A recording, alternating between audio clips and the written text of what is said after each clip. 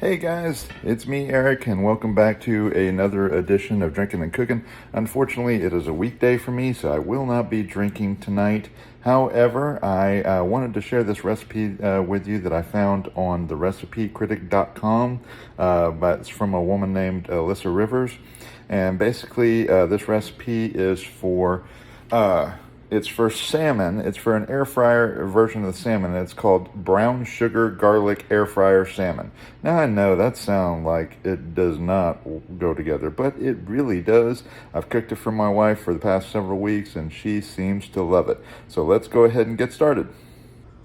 All right, guys. So this is all the seasonings and ingredients you're going to need for the salmon. First of all, starting off, the recipe calls for a pound of salmon. I'm going to be making 2 pounds today, which is why I have the larger amount already pre-mixed there.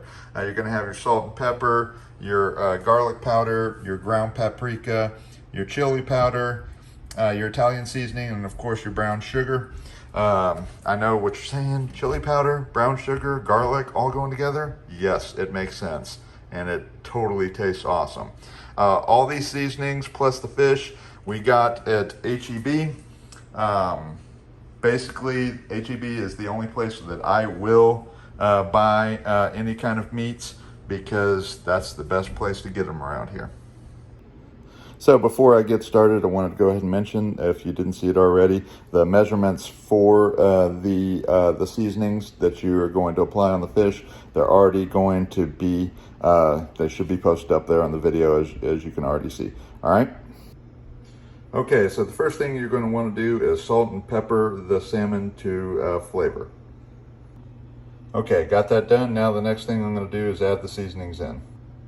All right, now that I got that done, you'll notice that I completely kind of covered the side of the salmon with the brown sugar seasoning. You want to pretty much get it all thick on there real good. That way, whenever it cooks, it's going to form a nice crust on top. All right, so now I'm going to go ahead and get my air fryer set up. You want to preheat it to about 400 degrees. And then when you put the salmon in, it's always important to put its skin down, and you're going to cook it. The recipe says for about 10 minutes. I tend to go a little over the 10 minutes. I tend to go to about 11 or 12. You want to make sure that the salmon the meat itself comes out nice and pink. All right, so we'll see you on the other side. All right, guys, as you can see, we're all done here. It's got a nice brown crust here. My wife took a little bite.